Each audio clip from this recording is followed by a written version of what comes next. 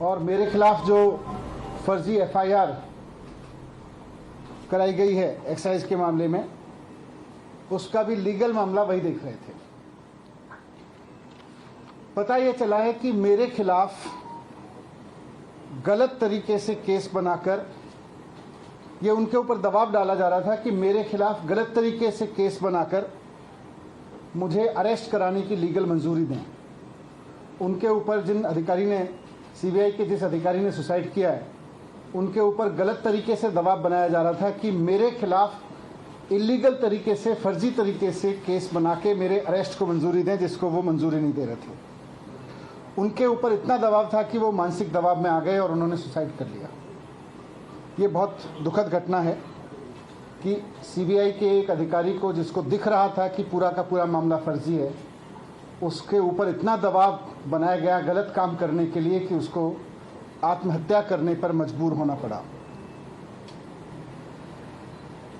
मुझे फंसाने के लिए, मुझे अरेस्ट करने के लिए, किसी फर्जी केस को लीगली साउंड बनाने के लिए एक अधिकारी पर इतना दबाव बनाने पर आ गए ये लोग कि अब बेचारे उस अधिकारी को सुसाइड करना पड़ा। ये बहुत अफसोसजनक है।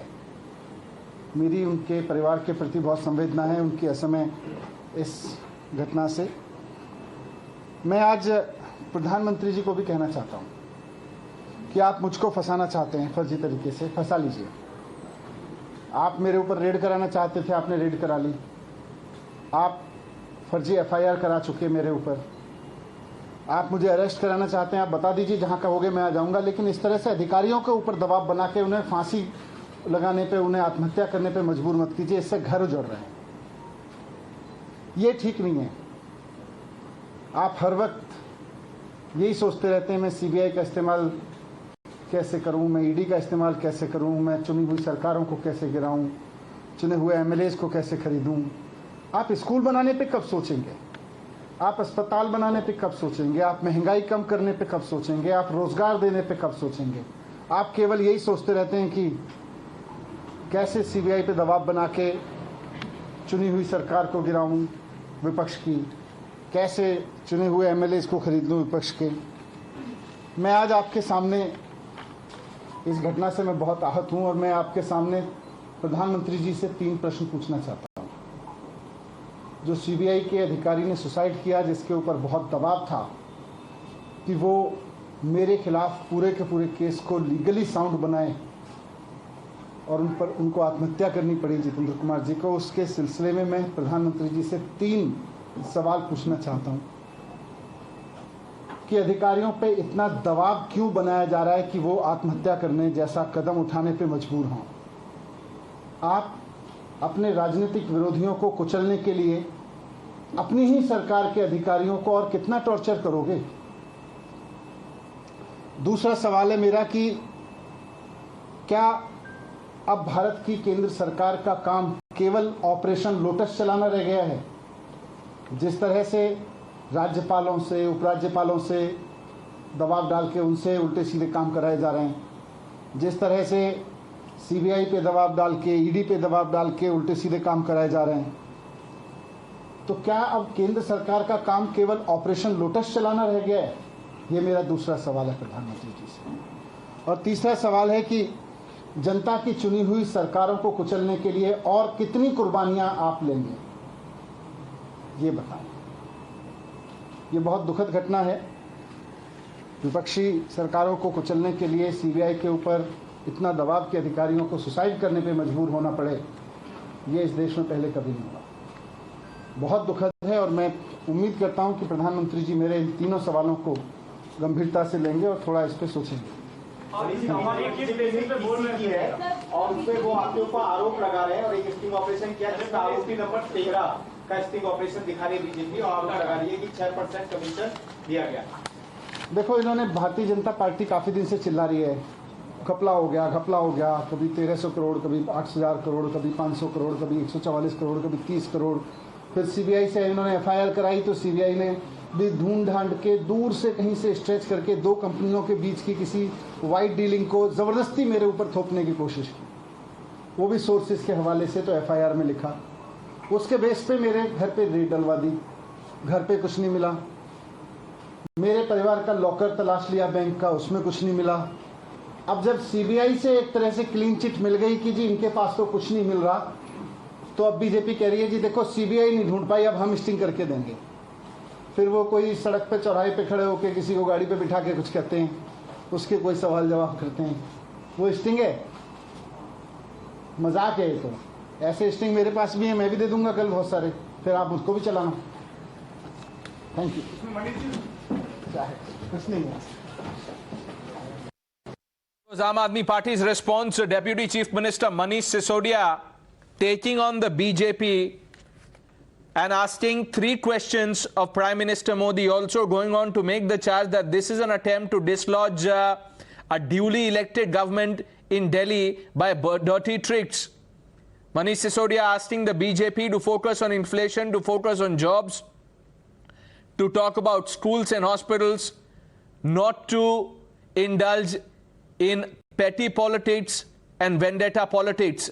Now, earlier today, the BJP held a news conference, released a sting tape and said the father of one of the main accused in the Littergate scandal has gone on record, and the BJP says this sting tape is proof of the money deal of cut and commission. Let's play out the reactions from the BJP. जो excise commissioner थे तत्कालीन, उनकी अध्यक्षता में एक committee बनी थी कि नई शराब नीति कैसी होनी चाहिए, उसके रिकमेंडेशंस को ताक पे रख करके ऐसी क्या कंपल्शंस थे कि अरविंद केजरीवाल जी ने एक ऐसी शराब नीति बनाई जिसमें उन्होंने रिकमेंडेशंस को नहीं माना। तीसरा सवाल हमने पूछा था कि ब्लैक लिस्टेड कंपनीज को आपने आखिरकार क्यों ठेका दिया? RP Singh, national spokesperson of the BJP, is now with us. Mr. RP Singh, what would you say to what Manish Sisodia just said on the sting tape? He said, I also have many such sting tape. It's a joke. I can give you many more stings.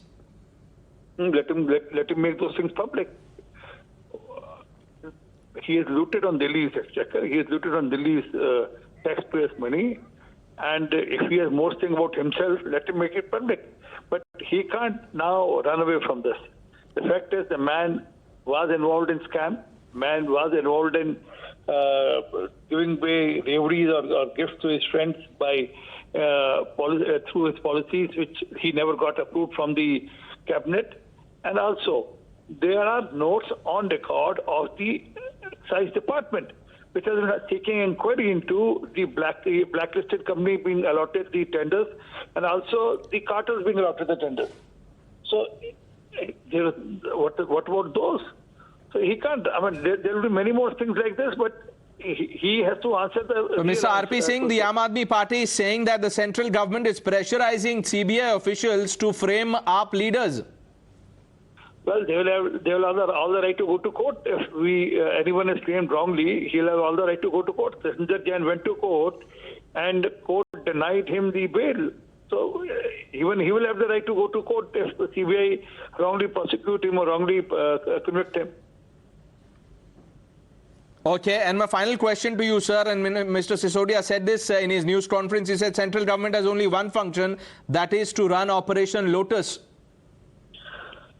Well, again, if he has any proof for that, he should make it public. Otherwise, he should stop making this sort of false claim every day, because I've been hearing this quite long now, and then we are waiting for the new propaganda now from their side. I mean, they're over with the propaganda, because Mr. Kejriwal is on record who has said that, ultimately Mr. Sisodia will have to go to jail.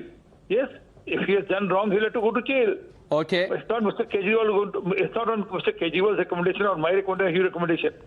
If he has committed fraud, he'll have to go to jail. Okay, so you're saying the Aam Aadmi Party is still evasive, not answering direct questions. RP Singh, thank you for joining us. Aishwarya is also with us. Aishwarya, the CBI officer who committed suicide, Manish Sisodia, spoke about him, said that he was being pressured to frame Aam Aadmi Party leaders.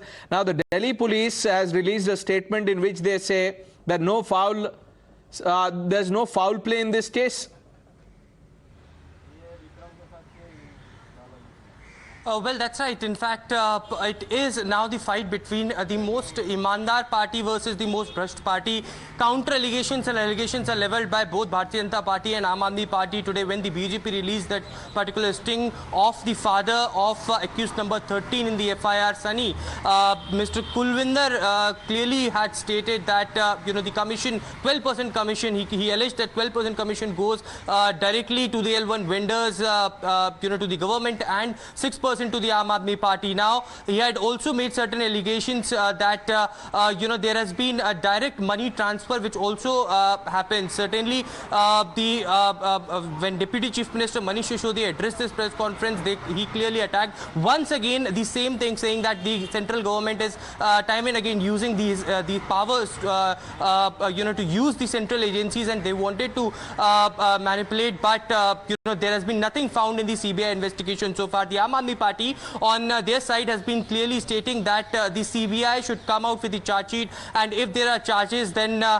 they should come out clean. But the Aam Aadmi Party is currently in a denial mode on the sting operation that has been done. They are saying that it is bogus, and it is not released by an authentic agency, and there are no charges in this sting operation that is being framed. Only Kulvinder Marwa is trying to save his son, who is accused in the FIR. Stay with us. More reactions are coming in. INB Minister Anurag Thakur has also lashed out at the Aam Aadmi Party. जिनका model ही fail हो गया, जिनके स्वास्थ्य मंत्री jail में हैं, भ्रष्टाचार के गंभीर आरोप हैं, शराब माफिया को शय देते हैं, आम आदमी पार्टी के पास कोई जवाब नहीं। अरविंद केजरीवाल का चेहरा बेनकाब हुआ। ये भ्रष्टाचारियों की सरकार है, बेवड़ी सरकार, कट्टर भ्रष्टाचार, और किंगपिन अरविंद केजरीवाल जी आज तक जवाब नहीं दे पाए।